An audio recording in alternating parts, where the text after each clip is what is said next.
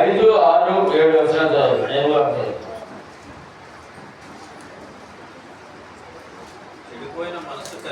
చెడిపోయిన మనసు కలిగి సత్యహీనులై దైవభక్తి లాభ సాధనమనుకును మనుష్యుల వ్యర్థ వివాదములను. ఇక్కడ ఒక ప్రత్యేకమైన మాట సెలవిస్తున్నాడండి దేవుడు. లోకం ఎలా ఉందంటే, లోకంలో ఉన్న భక్తి ఏంటంటే వ్యర్థమైన భక్తి. ఏంటంటే వ్యర్థమైన అంటాడు. లోకంలో సత్యాన్ని అనుసరించి దేవుణ్ణి ఎరగకుండా ఆయన ఎవరో తెలియకుండా నమ్మకుండా భక్తిగా ఉంటారు. చాలా భక్తిగా ఉంటారు. ఆ భక్తి ఎందుకంటే ఏవో లాభాలు కొరకంట. ఎందుకంటే ఆయా తీర్థాలు కొన్ని క్షేత్రాలు ఎందుకు తిరుగుతారు మనిషి లాభాలు కొరకండి. ఎన్ని వృత్తులు ఉంటాయో చెప్పలేం. అంటే ఏమా ఆ భక్తి వ్యర్థం అన్నాడు దేవుడు. ఆ భక్తి లాభం కాదన్నాడు దేవుడు. ఏమా మంచి అవుతాను. అందరూ చెప్పండి ఈ మాట. చెడిపోయిన మనసు కలిగి సత్యహీనులై దైవభక్తి లాభ సాధనమనుకును మనుష్యుల వ్యర్థ వివాదములను కలుగుతున్నారు. చెడిపోయే మనసు అంటే ఏ మనసు అంటే బాగున్న మనసు కాదు. ఏమంటాడు? లోక ప్రజల మనసు ఎలా ఉందండి? చెడిపోయిన మనసు. అది బాగు చేయడానికి దేవుడు వచ్చాడు.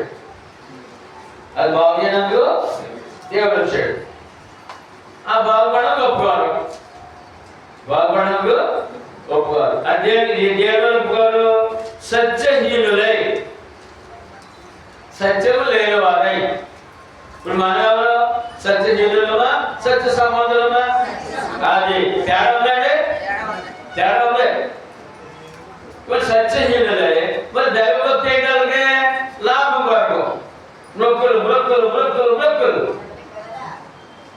నేను ఎలా చేస్తాను నువ్వు అలా చేయి. ఏదో కష్టం వచ్చినట్టుకోండి, ఏదో అవసరం వచ్చినాడు, 101 కొబ్బరిగా కొట్టేస్తాను, నా కోరిక ఇచ్చేయంట. ఏంటే ఇంకా ఎక్కువ లాభం కావాలంటే 116 కొబ్బరికాయలు కొడతాను.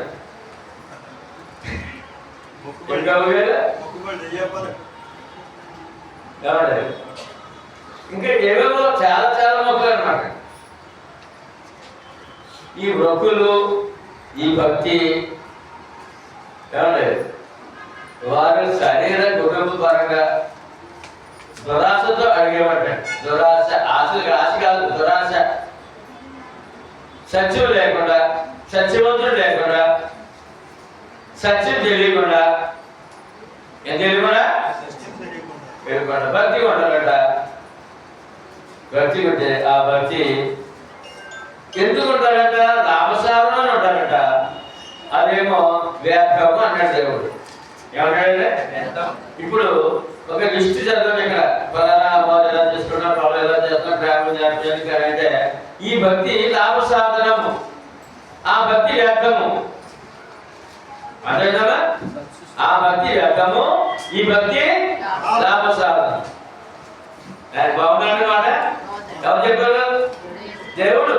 ఇప్పుడు ఆరోగ్యం జరుగుతాడు, అక్కడ నష్టం అంట, అక్కడ ఇక్కడ లాభం అంట.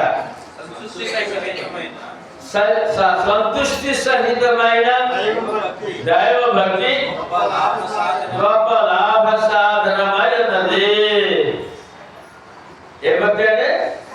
సంపూర్ణమైన భక్తి. ఏ భక్తి అంటే ఆ సంపూర్ణమైన భక్తి నీవు నేను కలిగి ఉండాలంటే ఆ యొక్క దైవం ఎవరో, ఆ సర్వాధికారి దేవుడు ఎవరో, ఆ సృష్టికర్త దేవుడు ఎవరో ఎరిగి నమ్మి లోబడి ఏంటంటే ఎరిగి నమ్మి లోపడినట్లయితే ఆ భక్తి పరిపూర్ణమైన భక్తి. ఇప్పుడు చెప్పండి, మన పరిపూర్ణమైన భక్తి అసగం సగమా? ఎందుకంటే దేవుడు ఎవరో ఎరుగుతాము, దేవుడు ఎరిగి ఉన్నాం, నమ్మి ఉన్నాం, లోపడ్డాం. ఎరిగి ఉన్నాం, నమ్మి ఉన్నాం, లోపడ్డాం. ఈ భక్తి లాభం. ఏ లాభము? గొప్ప లాభం.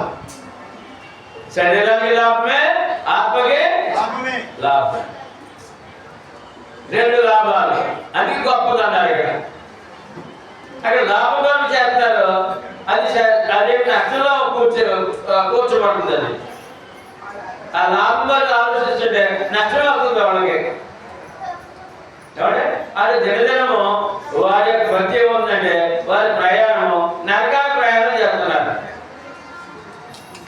ఎక్కడికంటే చూడండి,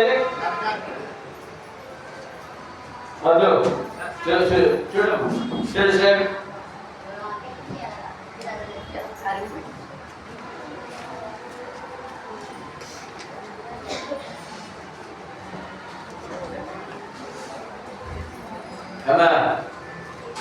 తినేదేమో దేవుడి దగ్గర, తినేదేమో అనుభవించి దేవుడేమో, పూజ ఏమో సృష్టికి. మరి లాభం ఎలా ఉంటుంది చెప్పండి? లాభం ఎలా ఉంటుంది? అలాగనే అనేది తగ్గట్లేదు, బాగానే పోషించాడు దేవుడు. కానీ వారి ప్రయాణము నరకానికి వెళ్తుంది, ఆత్మ నాశనానికి వెళ్తుంది. ఎందుకంటే దేవుడు ప్రేమమయుడు. దేవుడు ఎవరంటే ప్రేమమయుడు.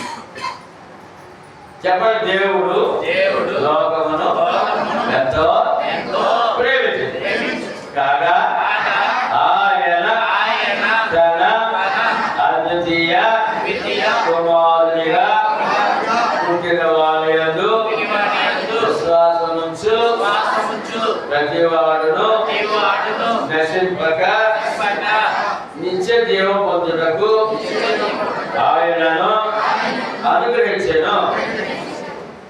దేవుడు ప్రేమ గలవాడు, లోకమును ప్రేమించాడు. అందులో ఎంతమంది అంటే లోకం ప్రేమించాడు. ఏమంటే ఇప్పుడు ఎవరిలో యేసుప్రభు పుట్టారో ఆ యూదులు ఇప్పుడు యేసుప్రభు నామనంటే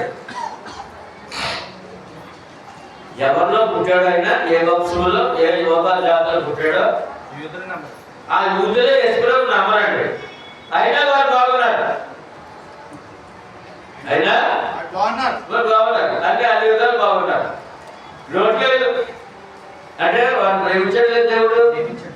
తర్వాత స్టెప్ ముస్లిం లోకం అంటే అరబ్ దేశాలు, వారు కూడా అబ్రహాం సంతానం వచ్చినప్పటికీ అబ్రహాములో వచ్చిన యేసు ప్రభువుని వారు నమ్మరు, దేవుడిగా నమ్మరు. కానీ వారు బాగున్నారు లేదా? బాగున్నారు, చాలా బాగున్నారు. అన్ని దేశాలకు అక్కడే ఆదాయపోతున్నారు, వారు జమీందారులుగా అనిపిస్తున్నారు. దేవుడు అన్యాయస్తుడు కాడు. అన్ని లోకం ఉంది, దేవుడి దగ్గర బొమ్మలు ఉన్నారు, శత్రువులు ఉన్నారు. వారు పోషించబడతారు లేదా? చెప్పడమ్మా, ఎలా పోషించబడతారు? గొప్పగా. దేవుడు అన్యాయస్తుడా కాదు.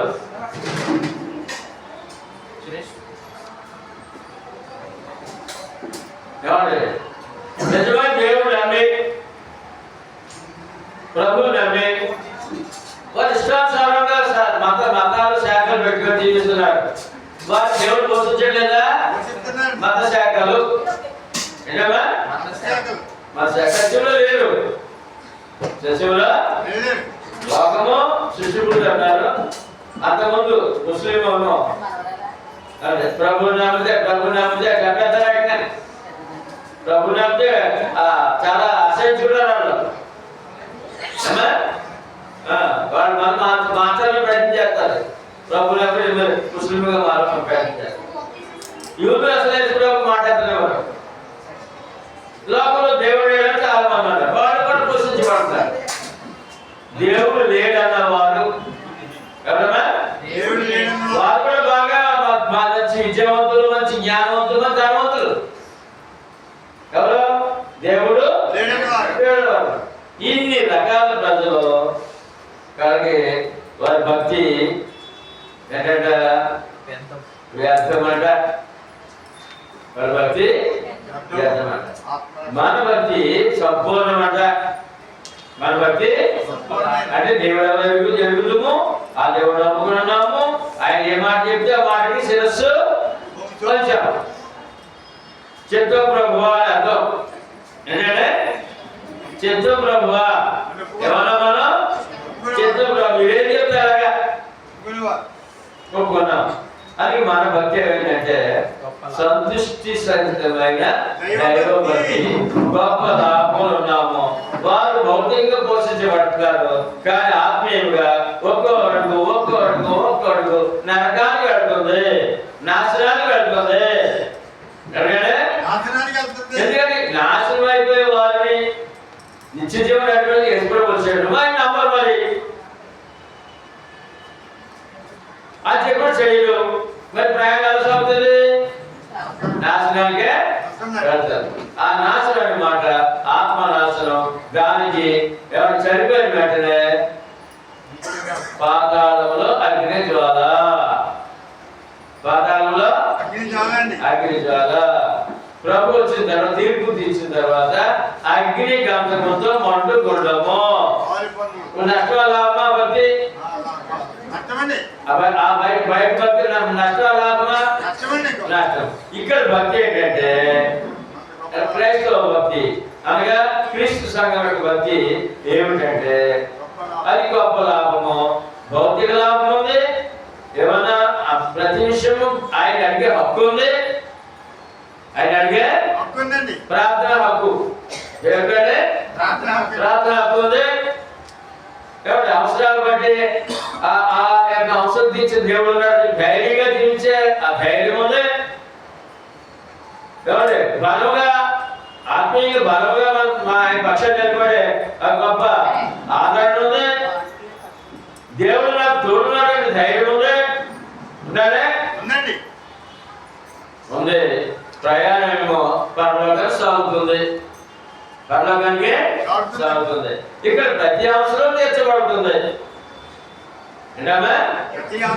చెప్పండి, వీళ్ళు అవసరాలు తీర్చాలి. ఎవరు ఉన్నారా? ఏం తినాలా? లెక్క ఉందా? లెక్క మా పిలుపు పత్రిక 4:19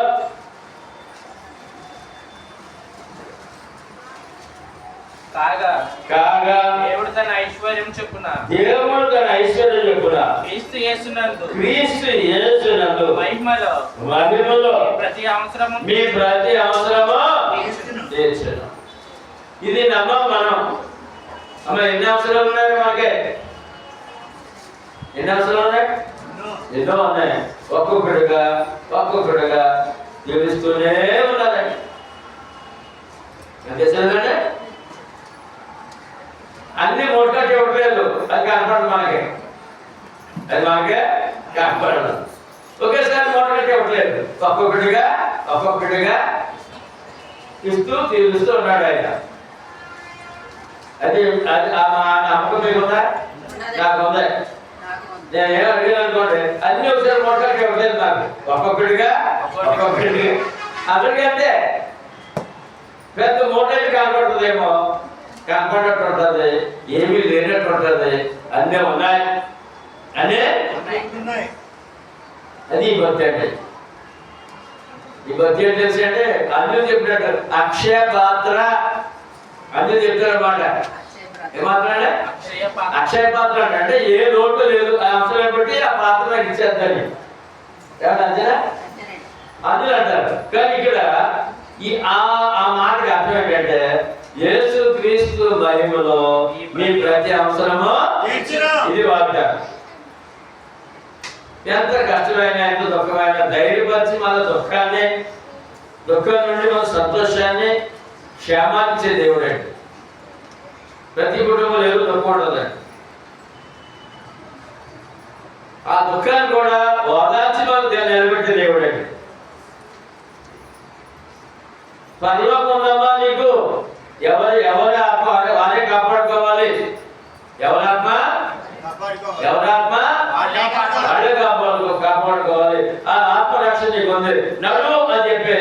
కరుణించే దేవుడు.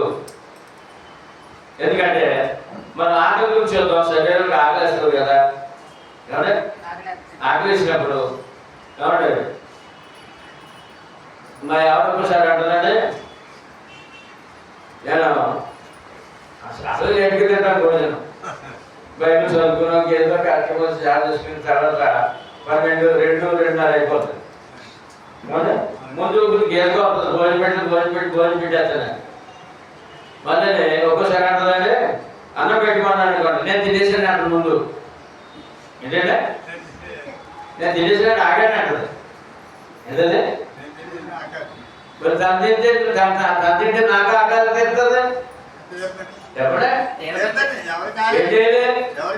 నేను కూడా తినాలి కదా. ఎప్పుడమ్మా మరి శరీరానికి ఎవరు తింటేనే అవగాహన తగ్గుతారు కదా. మరి ఆత్మ విషయంలో ఎవరి ఆత్మ వారికే.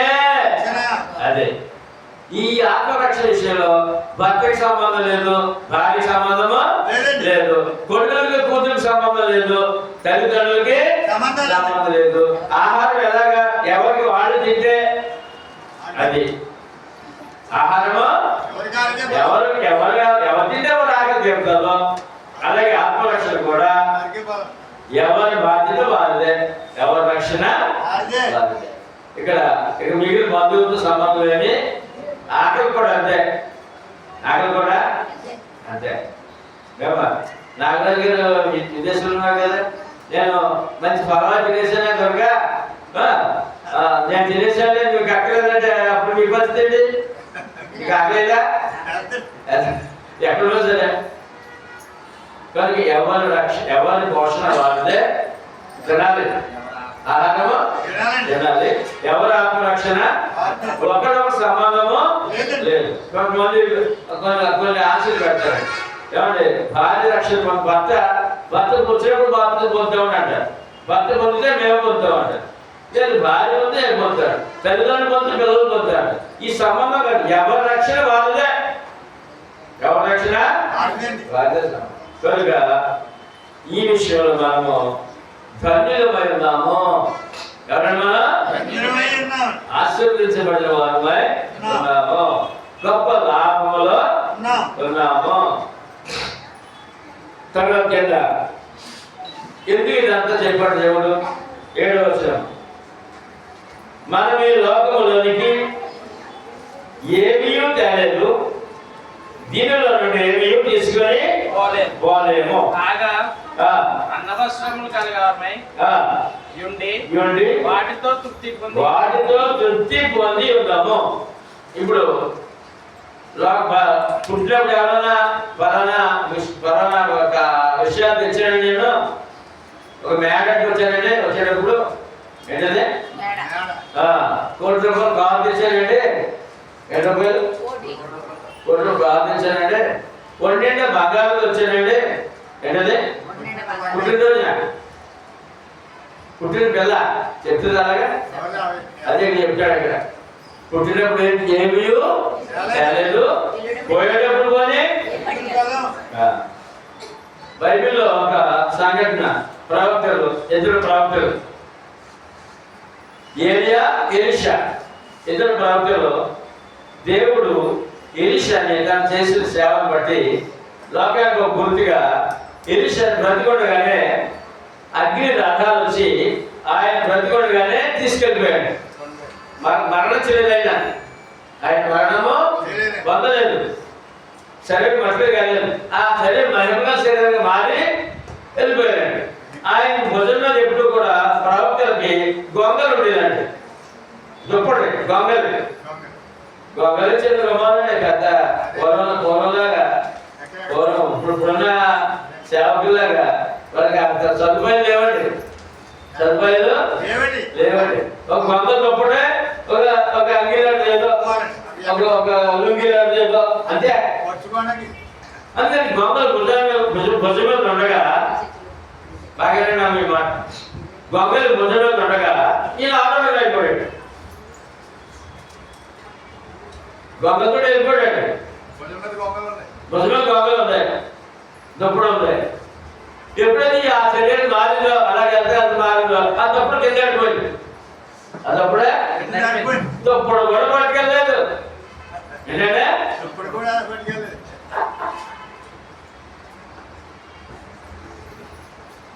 కనుక అదొక గొప్ప విషయం అండి. అది మన రాజుల గ్రంథంలో చెప్పబడ్డది. అది ప్రత్యేక పాఠంగా మనం ఒక వారు కానున్నాం. ఆ దుప్పటి పడిపోయింది. ఏం పడిపోయిందంటే ఆయన ఒంటి మీద ఉన్న దుప్పటి పడిపోయింది. దుప్పటితో ఆలోచన అవుతున్నాడు. ఎప్పుడైతే శరీరం బాగాలేదు దుప్పటి పడిపోయింది. అంటే ఏమి కూడా తీసుకెళ్తా చెప్పడానికి అది ఒక రుజువు ఉందన్నమాట. కనుక ఈ తాపత్రయాలు మాని మనం దేనితో తృప్తి కలిగి ఉండాలట? అన్న వస్త్రములు గలవారమై వాటితో తృప్తి పొంది ఆ జీవితము ఎంతో లాభసాధనమైనది. మీరందరూ కూడా ఉన్న దాంతో తృప్తి కలిగి చక్కటి ప్రయాణం చేస్తున్నారు. లాభ సాధనలు ఉన్నారు. పరలోక ఆస్తికి వారసులు ఉన్నారు. పరలోక ఆస్తికి చేస్తే పరలోక ఆస్తికి వారసులు ఉన్నారు. మరి లాభం నష్టమా? లోక ప్రయాణం ఎలా ఉంది? నష్టంలో ఉంది. నష్టంలో ఉంది. మనం లాభంలో ఉన్నాం. లాభంలో ఉన్నప్పుడు ఎవరైనా మన దాన్ని వదులుకుంటారా? మనం వదులుకునే పరిస్థితి ఆలోచన ఏమైనా చేయొచ్చు? ఎప్పుడన్నా చేయకూడదు. ఏం చేయాలి మరి? కనుక ఉన్నదాంతో తృప్తి కలిగి ప్రయాణం చేస్తే అది ఇంకా లాభసాధనమైంది. ఇంకా కింద కూడా చెప్పారు చూద్దాం. ధనవంతులగుటకు అపేక్షించేవారు శోధనలోను బురిలోను అవివేకములను హానికరములైన అనేక దురాశల్లోను పడుదురు. అట్టి మనుషులను నష్టములోను నాశములోను ముంచివేయి. చూసారండి, దురాశ ధనవంతులు అయిపోవాలి, వాళ్ళకి ఏమైపోవాలి, ధనవంతుడు నన్ను గౌరవిస్తారు, ధనవంతుడు అయితేనే నాకు పేరు వస్తుంది. ఇటువంటి ఆలోచన క్రైస్తవుడికి వస్తే అతను కూడా నష్టానికి గురవుతున్నాడు. ఏమవుతున్నాడంటే మన అవసరాలు ఏంటో దేవుడు తెలుసండి. మనకి నీకు ఎంత ఇవ్వాలని తెలుసండి.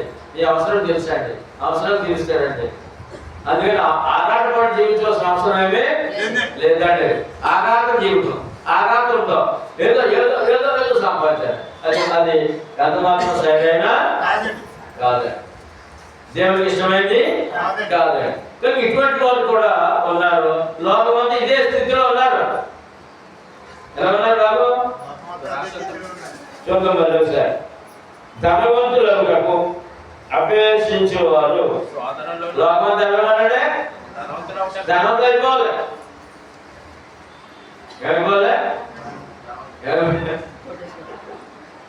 ఇదే ఛాన్స్ ఇంకోటి లేదండి. ఇక మంచిగా ఆడు వేసుకోవాలి, వీడియో వేసేసుకోవాలి. 6 గంటలు గొప్పగా ఇల్లు కట్టు, నేను వేడ కట్టాను. నేను ఏమనుకున్నాను, ఎవరుకున్నావు అని చెప్పాలి. అంటే నేనంటే ఏమనుకున్నా చెప్పాలి. ఇదే తాపత్రయంతో ఎవరు వదిలేశాడు? లాభాలు వదిలేశాడు, దేవుడు వదిలేశాడు, పనుల భాగ్యం వదిలేశాడు, రక్షణ వదిలేశాడు. పాపిగా మూట కట్టుకుని తిరుగుతున్నాడు. పాపిగా మూట కట్టుకుని తిరుగుతున్నాడు మానవుడు. ఇవాళ తేలికైపోయింది మనకి. ఏమైపోయినాడే? పాప భాగం. అమ్మా అందులో ఏం లేదు, పాప మూట లేదండి. తేలికైపోయింది, ఫ్రీ. ఎందుకు తెలుసా? ఆయన పిలిచాడు, వచ్చాం. చూద్దాం మత్తయి సువార్త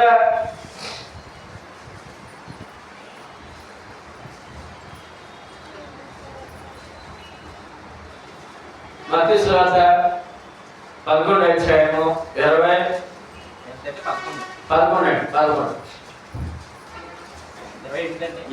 జరుగుతుంది. ప్రయాసపడి భారం మోసుకొనుచున్న రక్షణ పొందకు ఏముందండి మన మీద? పాప భారం. ఏముందండి? యేసు ప్రభు కనపడుతుంది, మనకు కనపడదు. పాప మూట మనకి దేవుడు కనపడుతుంది. నెత్తి మీద మూట పోతున్నాడు మానవుడు. పాప మూట ప్రయాసపడి భారం ఏం చేసి తెల్లవారుజాము లేచి ఎప్పుడంటే తెల్లవారు లేచి అర్ధరాత్రి వరకు కష్టపడి సంపాదన ఏంటంటే చిన్న పాప మూట డబ్బు కాదు చిన్న మూటలు కానీ పెద్ద ఏమిటమ్మా పెద్ద మూట మరి ఎవరికి కనపడుతుంది దేవుడు కనపడదు ఆయన అన్నాడు ఆ మూట మోస్తూ అవసరపడుతుంటే ఆయన ప్రేమ కలవాడు కదా ఎవరైనా వేసినాము ప్రయాసపడి భారం మోస్తున్నా సమస్య నేను మీకు విశ్రాంతి ఆ భారము ఆ పాప మూట దిగేస్తాడు అదే ఆయన పిలుపు అందుకున్న భారం దిగుకొని ఇప్పుడు ఎందుకున్నాడే అస్సలు సంవత్సరం ప్రశాంతంగా ఆయన మార్గంలో ఏంటమ్మా ఆయన మార్గంలో చక్కగా అడుగులు అడుగేసుకుంటూ దేవుని అడుగులో అడుగేసుకుంటూ పరలో ఒక చక్కటి ప్రయాణం సాగుతుంది ఏం జరుగుతుందమ్మా ఎక్కడికి పరలో ఒక చక్కటి ప్రయాణము సాగుతుంది భారం లేదు భారం పోయాలనుకుంటే నువ్వు ధనాపేక్షతో ప్రయాణం చేయొచ్చు మళ్ళీ మూట నెత్తిమీదకి వచ్చేది మూట నెత్తిమీదకే వచ్చేది అందుకని ధనవంతులు ఉన్నందుకు ఎక్కువ ఆశపడకండి నీకు ఏ అవసరాలు ఏమి ఉన్నాయో నేను తీరుస్తాను మన శాంతికమల్ గారు అమ్మాయి వివాహం చేసినప్పుడు వివాహం అంటే ఆడవాళ్ళ వివాహం ఎంత భారం ఉండదు కానీ ఎంత భారం ఎంతో ముందు ఎంతో కొన్ని లక్షల రూపాయలు దాచిపెట్టుకోవాలి దాచిపెట్టి నాయ సరిపోతాయి పెళ్ళేటప్పటికి రూపాయల దానికి 100 రూపాయలు ఖర్చు అయిపోతాయి పెళ్ళంటే మరి తన పెళ్లి అమ్మాయి చదువు పూర్తయింది తన ప్రార్థన జీవితం బట్టి అమ్మాయిని దీవించాడు ఆ చదువు పూర్తయినాక పెళ్లి సంబంధం వచ్చేసింది పిల్లలు ఎదురు వచ్చారు వచ్చే రూపాయలు లేదండి అని దేవుని సార్ చెప్పుకుంది ప్రార్థించా ఆ డబ్బు ఉన్నవాడు కంటే కనుక చేసింది డబ్బు దగ్గర ఉన్నవాడు కంటే కనుక మన సాక్షి ఉంది సహోదరి ఏమంటే అంటే ఆయా అవసరాధ్యక్షులుగా ఆయన ఉన్నాడు కదా ఉన్నాడు కదా ఏదో పోగొట్టుకోవాలని ఆశతో ప్రయాణం చేయకు నష్టపోతావు అని ముందుగా చెప్పాడు దేవుడు అందులో చెప్పండి మాట మనందరికీ అవసరమే ధనవంతులకు అపేక్షించేవారు శోధనలోను గురిలోను అవివేక వ్యక్తములను హానికరములైన అనేక దురాశల్లోనూ పడుతులు అటివి మనుషులను నష్టములోను నాశనములోను ముంచి వేయును ఇక లోకాలు ఉంది అన్ని లోకాలు మునిగిపోయినారండి ఎవరంటే ఈ ధనాపేక్షతో పాపంలో మునిగిపోయినారండి దొంగ భూములో మునిగిపోయినారండి వాడిని పట్టు లాగి కూడా ఒకరు కావాలండి వాళ్ళే సంఘం అండి ఎవరంటే సంఘం మన క్రైస్తవులు కూడా ఎవరైనా దురాశ పడుతుంటే వారిని హెచ్చరించాల్సిన అవసరం కూడా ఆశ దురాశకెళ్ళతో జాగ్రత్త ఏ ఆశకెళ్ళతో హెచ్చరించాలని తెలిసినప్పుడు నీకు ఆత్మ మళ్ళీ ఊళ్ళోకి వెళ్ళిపోతున్నావు జాగ్రత్త ఎక్కడికే ఏ ఊపి పాపపు అనే విషయాలు ఇంత స్పష్టంగా దేవుడు చెప్పినప్పుడు మన వాక్యం నమ్మకపోతే చాలా నష్టపోతామండి ప్రస్తుతం ఎంతో గొప్ప లాభంలో ఉన్నాం మనం ఎలా గొప్ప లాభం మళ్ళీ నష్టపోయే ప్రమాదం ఉందని దేవుడు అక్కడ చెందించిన వాక్యం గొప్ప లాభం పైన చెప్పారు ఈ విధమైన ఆలోచన ఉంటే నువ్వు గొప్ప నష్టంలో వెళ్ళిపోతున్నావు నష్టంలో ముంచి వేయబడతావు దొంగకుంటుంది అంటాడు కొన్ని ప్రాంతాల్లో తెలియదు మామూలుగా గడ్డి భూమి అలవాడుతుందంట తీరా అడిగే దిగిపోతాడు దిగిపోయి మా బయట వస్తుంది ఆరోగ్యంగా ఆ భూమి దొంగ పడ్డాడు దాన్ని ఏంటంటే ఈవేళ మానవ జీవితం పాపమైన ఊపిలో ఉన్నాడు మానవుడు. దిగిపోతాడు తప్ప బయటికి వచ్చే తనంతా తాను వచ్చే అవకాశము సహాయం అందించాలి. ఏం చేయాలి? ఆ సహాయమే అందించేవాడు దేవుడు. సువార్త ఆయన చేయాలిస్తున్నాడు. ఊపిలో వాడికి చేయాలిస్తున్నాడు. సంఘాన్ని ఇచ్చాడు ఇప్పుడు లోకానికి. మరి మనకు ఊపిలో దిగిపోతే మన రక్షించారు. ఇంకా ఊపిలో దిగిపోయేవాడు ఏమో రక్షించి మనం ఇచ్చాడు దేవుడు. సంఘం సత్యం చెప్పలేదు కండి. సంఘం ఎందుకంటే చెప్పలేదు. మన ఊపిలో దిగిపోతే మనం రక్షించాడు ఎవరు ఉంటారు? అందుకని జాగ్రత్త. నిజంగా జాగ్రత్త. కనుక అన్యుడి పోషణ గురించి మాట్లాడుతున్నాడు దేవుడు. చూద్దాం సార్. అన్యుడి పోషణ అపోస్తలుల కార్యములు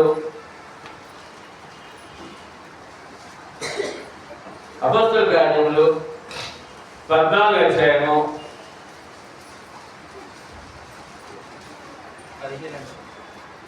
16-17. ఆయన గత కాలములో సమస్త జనులను తమ తమ మార్గములందు నడవనిచ్చాను. ఆయనను యేసుక్రీస్తు శిలువ మరణం ముందు, యేసు ప్రభు శిలువ మరణానికి ముందు ఆయా మనుషులు తమ ఇష్టానుసారంగా తిరిగారంటాడు.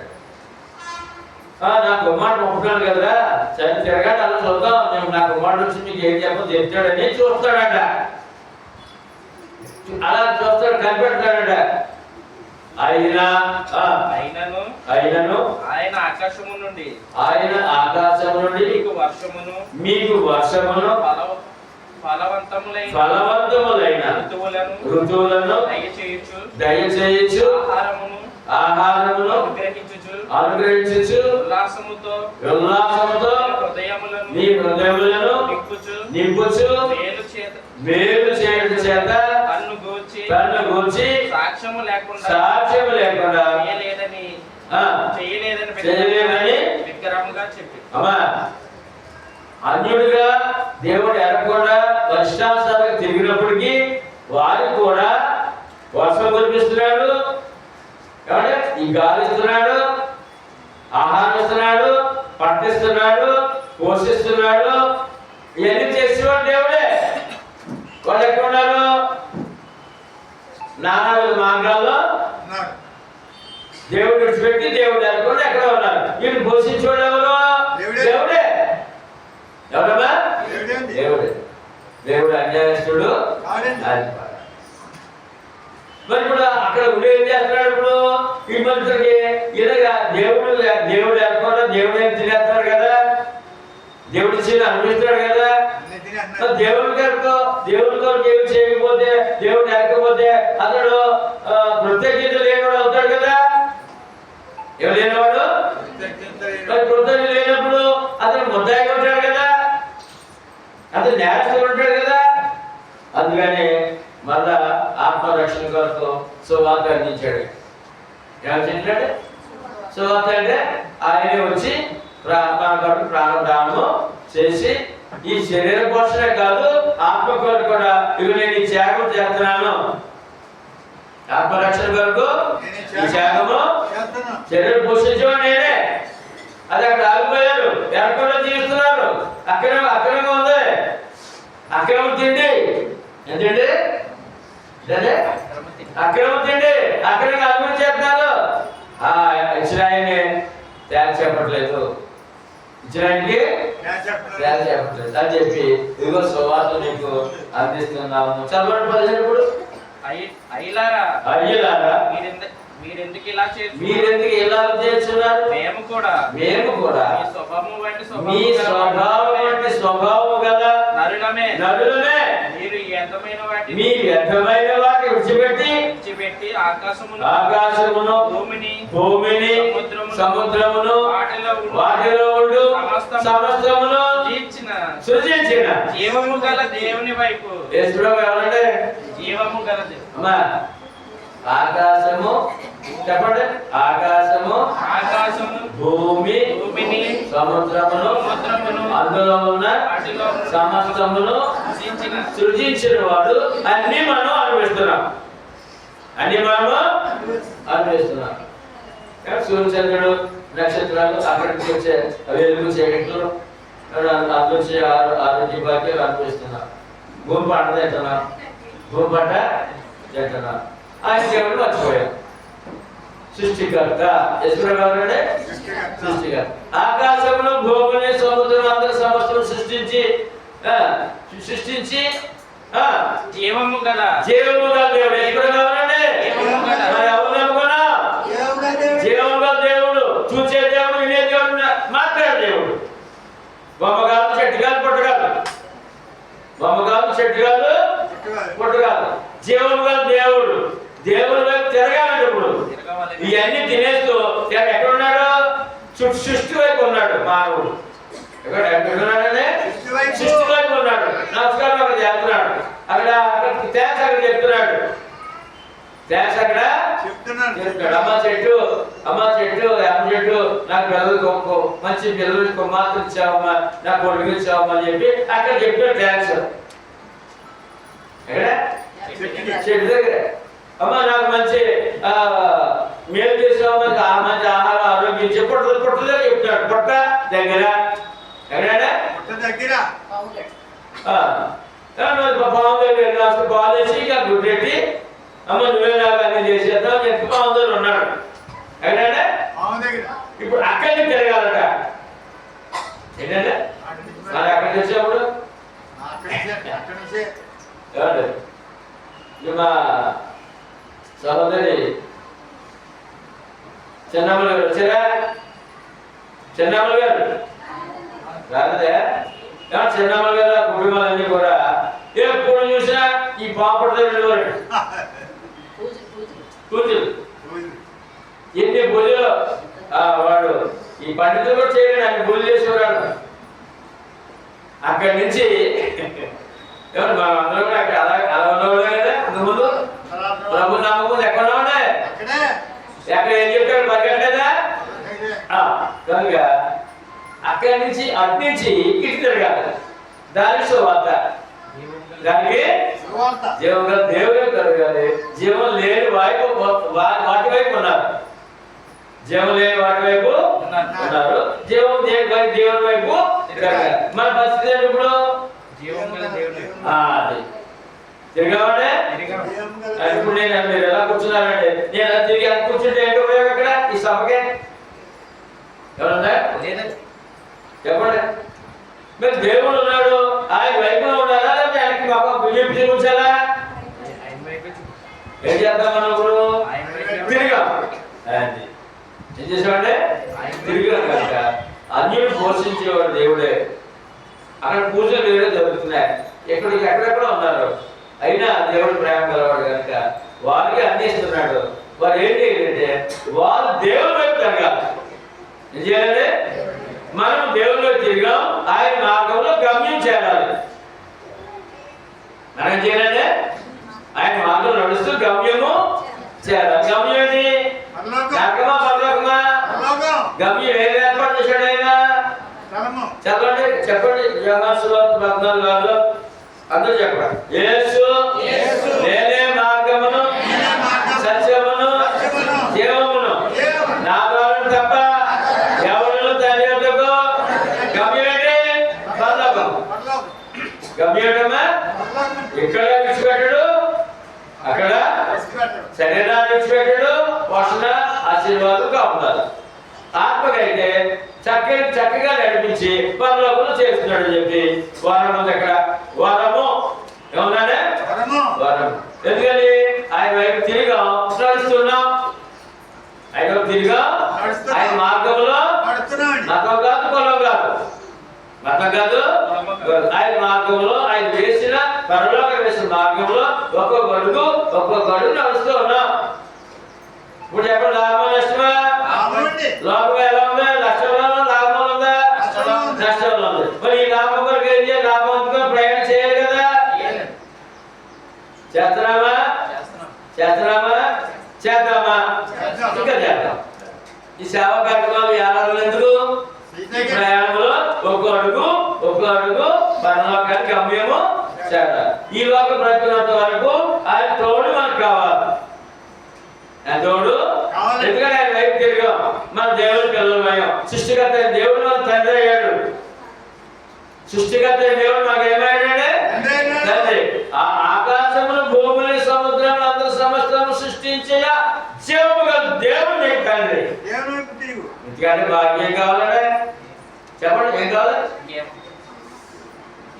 అన్ని కలిగిన వాడు, అన్ని సృష్టించిన వాడు, అన్ని కావాల్సిన ఇచ్చేవాడు నీకు తండ్రిగా ఉన్నాడు. ఇంత భాగ్యాన్ని పట్టుకుని ఆనందంగా ప్రయాణం చేద్దాం. నేను చేద్దామంటే మా పద్మ గారు రాత్రి జ్వరం అంటాడు. తనకి బలహీన, చాలా బలహీన, తీవ్రం క్యాన్సర్తో బాధపడుతున్నారు. ఎప్పుడు జ్వరం వస్తుందో, ఎప్పుడు బలం ఉంటుందో తెలియదు. సడన్ గా 2 రోజుల ముందు జ్వరం వచ్చింది, తీవ్రంగా జ్వరం వచ్చిందండి. ఏమంటే శుక్రవారం, శనివారం తగ్గట్లేదు. ఉదయం లేచింది, తెల్లవారుతో ఆదివారం నేను ఆరాధన ఉండాలి. దేవుడు అన్నాక, ఇదిగో నేను దేవుడి ఆరాధన వెళ్ళాలనుకున్నాను, నన్ను ఆరాధన పంపడం నీకు ఇష్టమైతే ప్రార్థన, నన్ను ఆరాధన తీసుకెళ్ళడం నీకు ఇష్టమైతే నాకు ఆరోగ్యం జ్వరం తగ్గించాను అన్నాడు. ఈ ప్రార్థన ఎవరు చేయలేదు, ఎవరు లేదురా? నాకు ఆరాధన వెళ్ళాలి, ఆరాధన కావాలి. నేను మీకు ఆరాధన వెళ్ళాలని ఇష్టమైతే నాకు జ్వరం తగ్గించమని. జ్వరం తగ్గిపోయినా వచ్చాను. ఎవరు అడిగింది? జీవము గల దేవుడు తండ్రిగా, తండ్రిని అడుగుతుంది చూసారా, నాకు ఇది కావాలి, చెత్తవ దేవా. ఆశ్చర్యేసిందండి ఆ మాట. ఆ జ్వరం దేవకుంది మంచి హుషారు మళ్ళా. ఎందుకంటే మనం నమ్మిన దేవుడు జీవము గల దేవుడు తండ్రిగా, ఎలాగంటే తండ్రిగా ఉన్నాడండి. ఈ మహాభాగ్యం ఊరించుకుంటూ బ్రతకాలండి. నాకు నా తండ్రి ఉన్నాడు. ఎవరున్నారంటే? ఎవరున్నారా? ఎందుకంటే జీవము గల దేవుడే నాకు తండ్రి ఉన్నాడు. అదే ధైర్యంగా ఊరించుకుంటూ ఆనందపడుతూ మన వాక్య ప్రకారం స్మరించుకుంటూ జీవిస్తే మన రోగాలు, మన బాధలు, కష్టాలు తీర్చడానికి ఆయన రెడీగా ఉన్నాడు. నువ్వు రెడీగా ఉన్నావా? ఎలా ఉన్నావు రెడీగా? వాచ్యాధారణం చేసుకుని ఉండాలి. వాచ్యాధారణం చేసుకుని ఉన్నట్టయితే ఆయన రెడీగా ఉన్నాడు. ఉన్నాడే? చూద్దాం, అది కూడా చూసి మనం ముందుకుందాం. మన భోజనం రెడీ అయిపోయి బ్రాహ్మణులు రోగులు రాసిన పత్రిక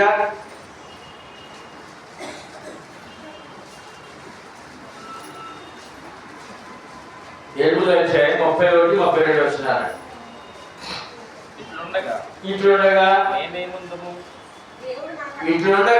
ఏమందుము? దేవుడు మన పక్షమున ఉండగా. ఎందుకంటే ఇది గ్యారెంటీ కావాలి మీకు. ఏంటంటే దేవుడు మన పక్షం ఉండగా. అమ్మా, దేవుడు ఎవరి పక్షం ఉన్నాడు? దేవుడు ఎవరి పక్షం ఉన్నాడు? దేవుడు ఎవరి పక్షం ఉన్నాడు? అదే ఎవరు చెప్పారు కదా, అది ఎవరి రక్షణ వాడితే. ఎవరి రక్షణ?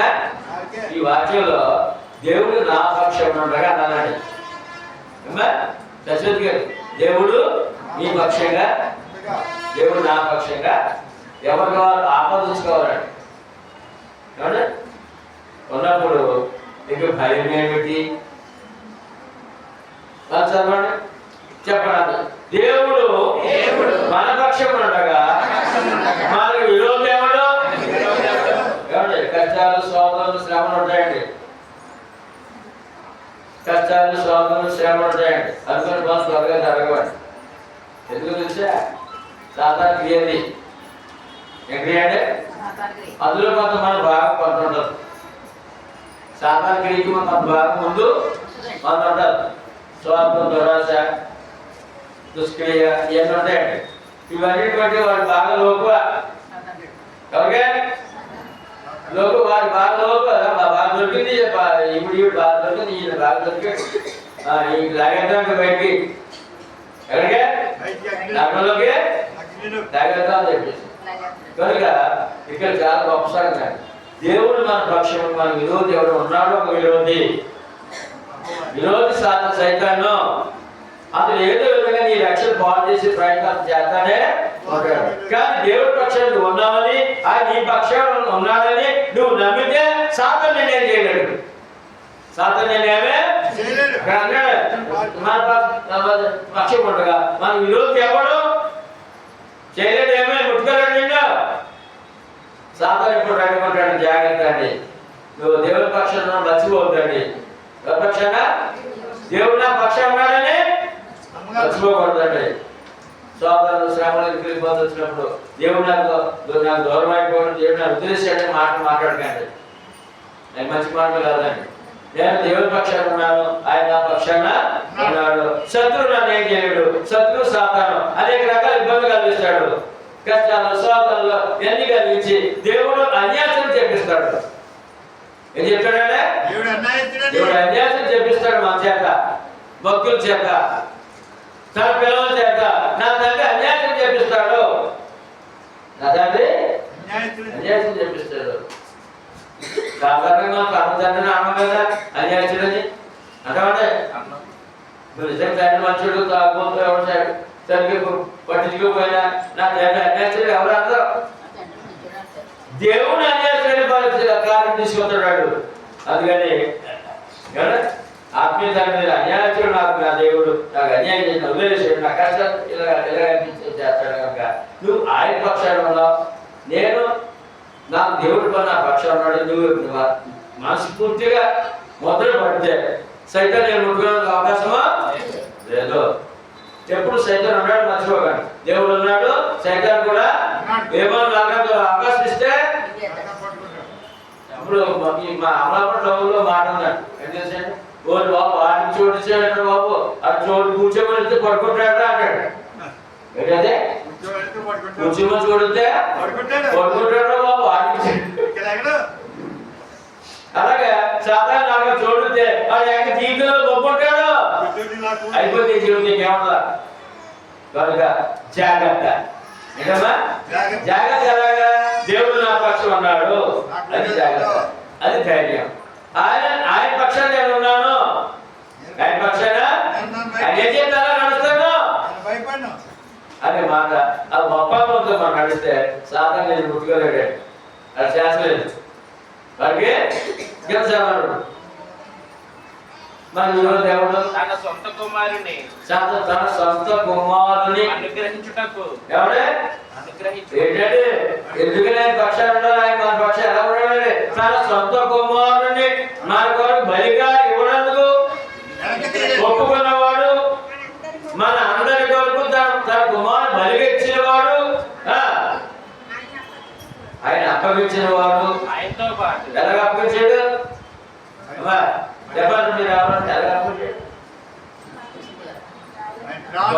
బలిదానముగా, బలి అర్పణగా, బలి యాగముగా తన కుమారుని అలచాడండి, అప్పగించాడు ఉన్నంతే. ఇక్కడ సింపుల్ గా మరి తర్వాత వాక్యాలు చూస్తే బలిదానముగా, బలి అర్పణగా, బలి యాగముగా అందించాడు. అంతే చేసిన దేవుడు నీ అవసరాలు తీర్చడా అక్కడ నువ్వు పూర్చేయడు. అక్కడ ఉంది ఆయనతో పాటు సమస్తమును మనకు ఎందుకు అనుగ్రహింపడు, మనకు సమస్తం ఏంటి? సమస్తం ఏంటండి? సమస్తం ఏంటండి? శరీరానికి ఆత్మ కావాల్సిన అన్ని కూడా ఆయన దగ్గర ఉన్నాయండి. కేవలం శరీరంగా ఆలోచించకండి. అది శరీర సంబంధం సమస్తం ఆయన దగ్గర ఉందండి. ఆత్మ సంబంధించిన సమస్తం ఆయన దగ్గరే, బయట దొరకదండి. ఎక్కడమ్మా? బయట దొరకదండి. క్రీస్తు సంఘం తప్ప, నామం తప్ప, మత శాఖలో కానీ సృష్టి పూజలో కానీ ఈ మానవుడికి ఏమి దొరకదండి. ఈ లాభము, గొప్ప లాభము సమస్తము ఎందుకు ఇవ్వడు, సమస్తము ఎందుకు అనుగ్రహింపడు అని ఈవేళ పద్మగారు అడిగినట్టుగా ఎంత ధైర్యంగా అడిగిందండి. అంటే నన్ను నేను అది ఆరాధించడం, నేను ఆరాధన నీకు ఇష్టమైతే నన్ను పంపించాలన్నట్టు. ఎంత ఎంత ఎంత అధికారంగా ఉంది చూడండి. అది ఈ వాక్యం.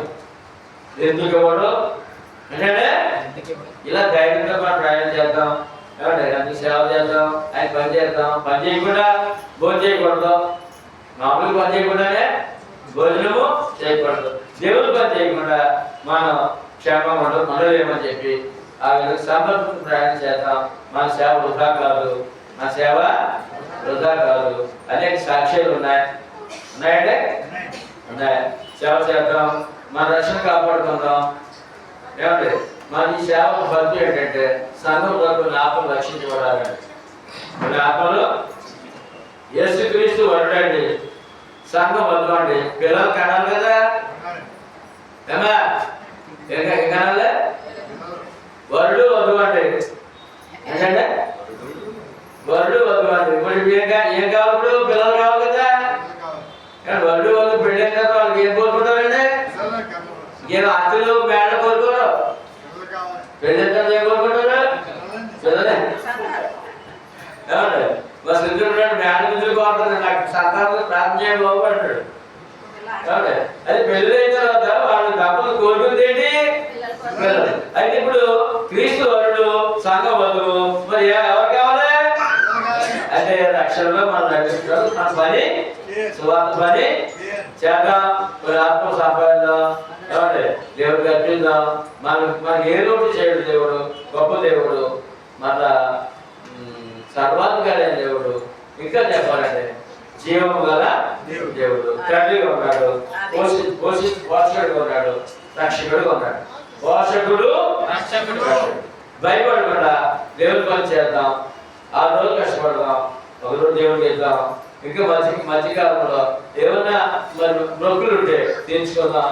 దేవుడి పట్ల దేవుడితో ఏం చేయాలో ఆలోచిద్దాం. దేవుడితో ఏం చేయాలో నా వంతు ఏంటి ఏంటంటే నా వంతు ఏంటి దేవుడికి నేను ఈ విధంగా చేస్తే సేవ ముందు కడుతుంది, కొన్ని ఆత్మలు రక్షించబడతాయి. ఈ ఆలోచన ఉన్నప్పుడు నీ గురించి దేవుడు ఆలోచిస్తాడు.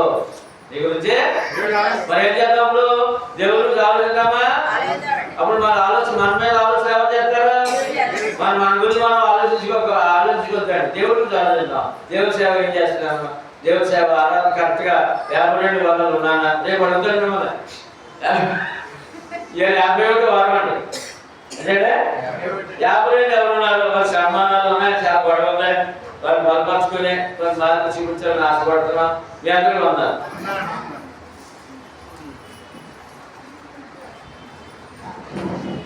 Correct.